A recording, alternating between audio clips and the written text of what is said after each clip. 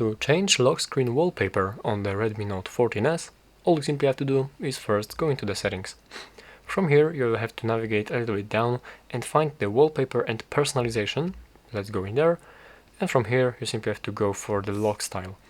And right here you have to select your lock screen, like with all of the customization that you have right here.